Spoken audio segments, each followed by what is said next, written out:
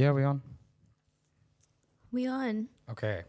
We are talking about some white privilege, White supremacy. white supremacy, as it relates to October 7th, 2023. Yeah, victory certain. Do all the subscribing stuff. Yeah, just shout out to the donation link in the bio as well. All the funds go to Palestinians that have been evacuated from Gaza that are in Cairo at the moment. So please donate if you can. Yeah. All right, let's roll in. So last week we spoke about the weaponization of anti-Semitism, and there's something that I forgot to mention in that discussion because basically in Argentina in 1976 to 82, there were these massacres that were committed. 30,000 Jewish people were massacred during that time by these militia groups, and they were essentially like Christian Nazis. And the atrocities they committed, it started off being against communists and left-wing activists, and then the same Nazi rhetoric that was used in the Holocaust for why they should now start targeting Jewish people. And there were like clear anti-Semitic reasons for those massacres. But when we speak about the 7th of October, we never, like the line from Zionists is always, this was the worst thing to happen to the Jewish people since the Holocaust, when it wasn't. Just factually, it's incorrect. The death and disappearance of 30,000 Jews is a lot worse than the 7th of October. So this particular piece of history, when did it take place? Sorry? When did this take place? This was in 1976 to 1982. And the thing about it, so I was researching a little bit more about it, and I found out that Israel actually funded Argentina and armed Argentina during this period. What? Yeah. And at the same time, they were evacuating Jewish people and offering them like citizenship in Israel. So they knew what was going on. They knew that they were massacring Jewish people, and still they continued to arm and fund them. Isn't that, but that's complacency. That's essentially the same at all as the US and... No, they knew about it. They knew what they were doing. They did it on purpose. And I think it's very similar to what was going on in like the Middle East during the 50s as well, where a lot of the anti-Semitic violence in the Middle East was perpetrated by Mossad. Like a lot of synagogues being bombed and stuff, it was orchestrated by Mossad in order to create this fear and this understanding that like Jewish people are only ever going to be safe in Israel. So it was just furthering of a colonial project, but I think it was also just the racism that exists within Zionism. Ultimately, like Zionism is a white supremacist ideology, and it's a European ideology. And so the treatment of Argentinian Jews because they are brown, the treatment of Arab Jews because they are brown, and the treatment of Ethiopian Jews because they are black, like the way that those groups are treated within Israel, it just shows what their true ideology is about. It's white supremacy. Do you think that what's the name of this atrocity? Also, like that it was called the Dirty War why because it was dirty? yeah, it was pretty disgusting. I mean, like It was a military dictatorship of Argentina. And is like the Argentinian government involved in this? Okay, because they are like super pro Israel. To this day. Yeah, their relationship is very weird, but basically from what I read, there's been this this ongoing relationship between Argentina, Hungary, like places like that where there's clear anti-Semitism, and the governments in power are 100% anti-Semitic.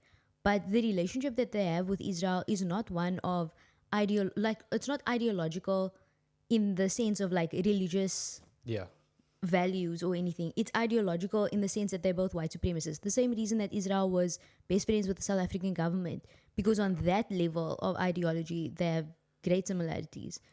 Is there a piece in this where we can sort of call on the similarities between Argentina, the old SA government, and Israel right now, are they? What is the similar? It's not. So it's not actually a similarity between intentions. It's a similarity in ideology. Yeah, in white supremacy. Where does this? Who else is guilty of this thread? Though? I mean, America, Britain, the entirety of Europe. I mean, they are like actual Nazis in the German parliament. Yeah. Italy, Mussolini's granddaughter has power. You know, I mean, but Europe is not looking like hella comfy for the Jews right now. But I don't understand then, why is October the 7th the worst thing that's ever happened? I think number one is inconvenient for Israel to admit that they funded and armed militias and Argentina during this time when they were committing massacres against the Jews, and also when Israel knew that they were committing massacres. And I also think it's inconvenient for them. Frans Fanon has this quote. He says that colonialists will always refer back to the history of the motherland. And like in this instance, they refer back to the history of Europe, never the history of any other Jewish groups that live in not Europe. It's always the Holocaust. It only ever goes back to the Holocaust. There's nothing else. Yeah. Are there further atrocities which fall upon Jewish people? I mean, not on that scale. Not 30,000. 30,000 is the biggest number since the Holocaust. Yeah. Other than that, it's been like targeting of synagogues and of communities, like neo-Nazis. Yeah. Doing their thing. Yeah. Do you see any similarity between how that narrative is packaged and what Hitler essentially packaged to people in Europe? What do you mean? Well, we were talking about this earlier, like how Hitler was democratically elected. Yeah. And essentially, like... Jesus, sorry, man, I lost my thought. No worries.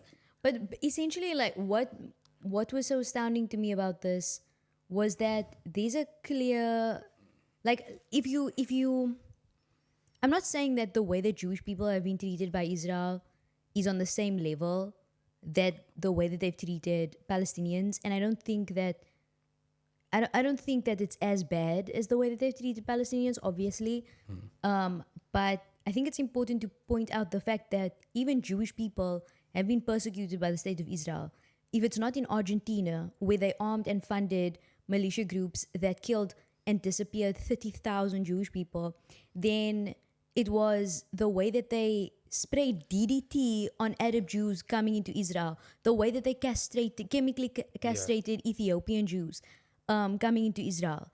And when it comes to the Mizrahi Jews, there was this thing called the Yemenite children's affair, where it was basically Yemeni children that they kidnapped, Jewish children that they kidnapped. They did experiments on them. They injected them with sickle cell anemia, and like they did all the craziest shit to them. And they also kidnapped them for the purpose of having children to adopt for Ashkenazi families, like European families. Okay, so then what should people, if we disprove the narrative that they use right now in global media, and this is the way people find themselves in arguments all the time, what about October 7th?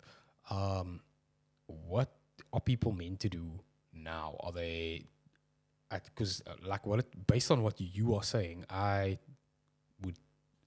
would tell people not to engage. In an argument or discussion, because it's clear, it's a packaged thing. It's advertising. Yeah, but I think that when it comes to the 7th of October, like people are gonna bring that up regardless. Yeah. Every single Zionist is gonna talk about it, but a lot of them don't know about any of these other things. They don't know about the way, like, for example, Ethan Klein, we were talking about him before, and the way that he's, having a mental breakdown because of anti-Semitism that he's experiencing because a few Arabs made fun of the fact that there's an Israeli brand of hummus. And he likes to believe that you are doing cultural genocide when you ignore Arab Jews. But like Arab Jews were mistreated badly. They've always been their entire culture was denigrated, and they weren't allowed to practice their culture. Like there was this fear that Arab Jews would have some likeness with Palestinians and that they would intermarry with Palestinians. Yeah. And so they castrated like a lot of Arab Jews that arrived in Israel because they didn't want them to procreate with Palestinians.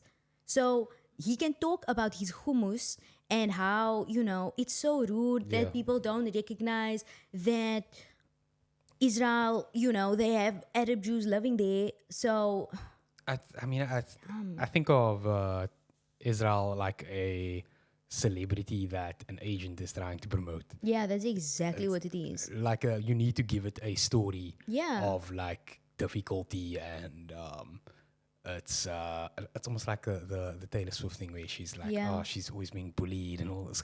Yeah, like of brag. course. So- But it's like the typical way that these kinds of ideologies become so pervasive and attractive to people. Like Nazism was the same, where it came from this victim complex of we were, the Treaty of Versailles, we had to pay reparations, our economy collapsed as a result that's how of you that. develop cultural capital within Yeah. someone. Yeah. It's by giving them a story that is You've relatable, risen from is- the ashes. Yeah, you've risen from the ashes, and now that's kind of what allows you to be cool. We don't even have a story like that as Well, we brown do. people. Like colored people, we getting appropriated all the time. Nah, Najwa's going on parole. Like, We failed as a society of colors if Najwa's going on parole, bro. I mean, bruh, like how many people, like how much white people do you know that use colored language? Yeah, but it's not. It's yeah.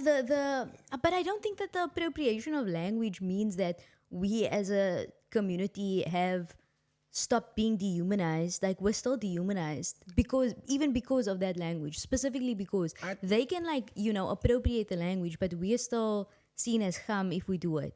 True, but they essentially, by stealing our culture, they adopt what we went through as their, like they adopt or actually without going through what we went through, they capitalize on what we've developed. Yeah.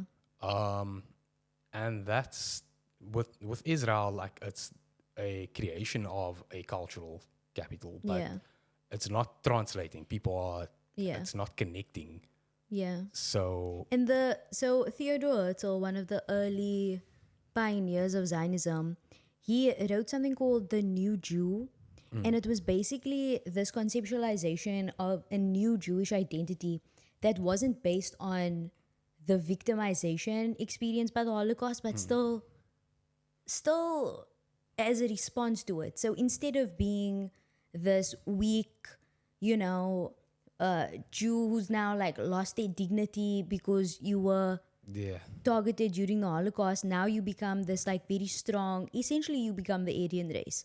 You become, and like it's insane to actually like look at the propaganda because it was just, strong white boys. Very Aryan race vibes.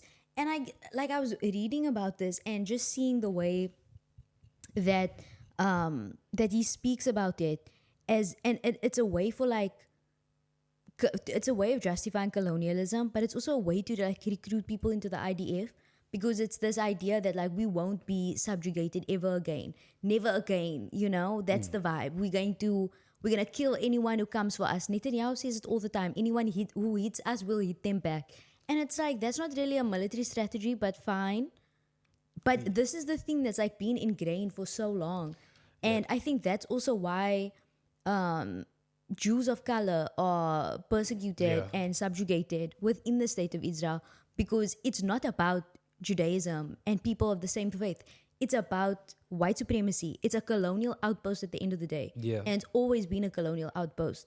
and also changing the viewership of Israelis as they're not imperialists. They're people who are liberated. Yeah. Where do I guess I'm just disappointed in society. I can't Yeah, even- no, it is. Like, honestly, every single time I read about this entity, I become more disgusted. And I'd known about these massacres that happened in Argentina in the late 70s, early 80s. And it was learning that Israel funded Argentina during this time. And that at the same time that they were funding them, they were evacuating Jews from Argentina. So they knew what the fuck was going on, but they didn't care. Yeah. They didn't care. They cared more that they have an ally who will not vote against them in the UN. Like, that's their priority. It's insane. This is They sprayed Arab Jews with DDT. I honestly don't even know what DDT is. It's like a pesticide. It's really Oh, okay. bad. Yeah. It's really, really bad. No, I was thinking of wrestling. The Nah. wrestler's name is Jake the Snake, and his finishing move is the DDT. Oh, no. That's weird. Oh, It's okay. really bad. Random. But I was speaking to like a few Jewish people about this because I was really struggling with understanding how this happened. I was like, is that why they don't talk about it? Is the reason that they don't talk about it because they funded it? Yeah. And every single person I spoke to was like, no, it's white supremacy. They don't care about brown people. They don't care Yeah. about Jewish people. They care about having a colonial outpost in the Middle East. So I think maybe let's talk about like Holocaust survivors in Israel yeah. right now. They are people who are ostracized. Yeah. What are they living like? You see, that also fits in with the Theodor Herzl ideology of the new Jew. The Holocaust survivors are a reminder that Jews were persecuted and they were subjugated and they were oppressed at some point. And that's not what Israel is about. Israel is about never again and being the strong Aryan Yeah. race type piece of shit that will just kill anyone that comes into their way. Like that's It's like changing the image Yeah. of like the media's yeah. Jewish And then person. remember we watched that video about the sexualization of Israel and the IDF specifically. Yeah. How they get these IDF soldiers to become models in like Maxim and shit. Yeah, they've got something called like Israel Gun Angels or something. Yeah. It's like a modeling The IDF, yeah. gun agency. Like, how serious are you about war? Yeah. And while they use the Holocaust as a political weapon at every opportunity, they don't take care of the Holocaust survivors. They don't take care of the people living in Israel that are Holocaust survivors. Like the statistic is 45 Holocaust survivors die each day in Israel because they are not looked after by the Yeah, government. they're living below the poverty line. Yeah. And I mean, they don't factor into the image of Israel that's being promoted as this super sexy place where Yeah. there's parties all the time and it's like it's always happy and you're liberated Yeah. and you can do whatever you want. It's so sick, honestly. Yeah. Ah, man. I think that's... But the thing about like white supremacy and the thing that kind of makes me feel better about it is that they do all of this shit and they behave like this and it's disgusting and it's the worst. I've never seen anything so perverted in my life. But the thing about supremacy ultimately is that it's a snake eating its own tail because it's built on this irrational idea that you're just innately better than me because of something that neither you or I can control. Like, you telling me that your skin color makes you better than me, I feel like that's not enough of a reason. You need to work a little bit harder to be better than me. It can't just be your skin, you know? Like, it can't just be that. And the idea that, like, you just think you're the best because of this lack of melanin, it makes you hella dumb. And, I think the IDF is, like, the perfect epitome of the stupidity of white supremacy. For example, there was this video that went viral the other day where they were planting their flag in the south of Lebanon. I track this stuff really intensely, as you know, with my maps and so forth. And literally 20 minutes after they planted that stupid flag, they got shelled out of the area by Hezbollah. They couldn't even stay there for 20 minutes. But the video still went viral and everyone was still like, oh no, look what they're doing. But this is their supremacy. All that they want to do is plant their stupid flag without even being able to take it. You want to come stand there? Oh, I conquered. Yeah, Where? they're playing Fortnite, bro. But they haven't taken a single village in Lebanon. Not one. Not one. Nothing. They haven't done anything. Their tanks, it's just getting blown up. That's all. The commander, the head commander of no, what's it called? The head of Central Command and the Northern Command, they both got hit in like an attack. Their truck got flipped over and both of them were gravely injured. This it sounds like something like the DJ Khaled is like the background voice of Israel. Like, But yeah, like, we're the best. but like my point is that like white supremacy is stupid. Any type of supremacy, whether it's Jewish supremacy, whatever this stupid. Because like sometimes I struggle with the idea of whether it's white supremacy and it's like this European colonial project, or if it's actually like I think it is Jewish supremacy as well, because they really do believe in this chosen people bullshit. It's but it's Zionist supremacy. Yeah. It's like It's Zionism. It's just Zionism. yeah, because like Jewish people also being ostracized at the same time. Yeah. So No, it's just Zionism. Zionism is a good term I mean, for this. Like I feel bad for Jewish people being impacted by this. Actually, it's Yeah, I feel really bad about it. I feel like it's a problem because it's not clear to a lot of people. It's not like outright. And I mean, I worry about that going forward. it takes away the right of a Jewish person to be his or herself. Yeah. Because they're not fitting into the image that Israel is Yeah. putting out of what the correct Jewish person is. Yeah. Do you think that we are like slowly looking to, or do you think that people are slowly shifting mindsets since we started this podcast? Like, I mean, maybe not since we started the not podcast. since we started the podcast, But like I since we think started. people's mindsets in general have changed. And I think that's something that we have to be proud of within this movement. Like, in the very beginning, anything you said was anti-Semitic. You say one state solution and you're calling for the death of all Jews, you know? You say from the river to the sea and you were just shut down. You And can't say that in Germany anymore. insane. But I mean, there's still a lot of places where people get super touched by it. But for the most part, I saw this brother who had a T-shirt that said "One Zionist, one." Yeah. You know, the South African You know the one. phrase. One thing I love about us is our freedom of speech, maybe. Like I love that about that. Nah, we don't got the same South African freedom of speech enshrined in the YouTube laws, unfortunately. But yeah, like I think that the rhetoric has changed, and I think that's really, really important because the rhetoric allows you to have like a much better conversation, and it has allowed us to have a much better conversation on this. People aren't getting trapped in Zionist bullshit talking points anymore. And we're allowed to like express ourselves much more in this situation. Yeah. And I think we need to keep like elevating the language. Like when it comes to this question of how do you like what people always say, so what do you want, how do you want this to end? Do you want a one-state solution, a two-state solution? For sure, like a one-state solution. But I'm gonna say this, like I want them to decolonize. I don't want them to be there anymore. I want them to go. I want the occupiers to stop occupying. And people will go, oh my God, this is so radical. How can you say this? But at the end of the day, that's how you decolonize. That's how you end an occupation. And someone said to me the other day, like, that's a really radical take. And I said, no, it's not. It's the bare minimum. It's asking for the bare minimum.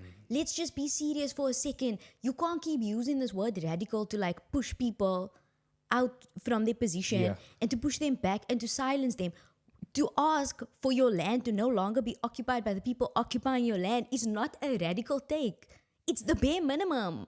Yeah, it's just opinion, and not even opinion. It's I'm like, why is this an argument?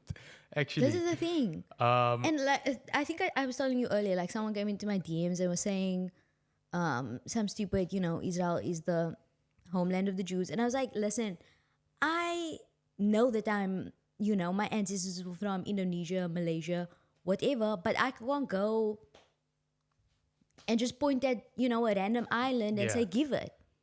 It's not mine. Even though I can go there and say pisang and say jamang and be like, you see, I'm one of you. I still can't go there. And then this bitch was like, nah, but you can. It's rightfully yours. I said, not this. Not this. Like, this is like you were saying earlier, colonialism is sometimes very difficult for you to get your head around until someone says something so ridiculous that you're like, oh, this is actually the mindset. Yeah. You just think you can take what doesn't belong to you. Yeah, I actually I met with one of my friends in the week, and they were telling me they befriended someone whose family lives in Israel, and like this person was saying this about their family, that like it's like talking to a wall. It's not it's not human computing taking place. But yeah, understandable. That's not news. People in Israel idiots. No. I think that's that. Yeah. Remember to Donate. Yes, sir. Like, subscribe, comment, all of that other stuff. For sure. But mostly donate. All right. Thank you, everyone. Victory Certain episode 6. Yay! Well done.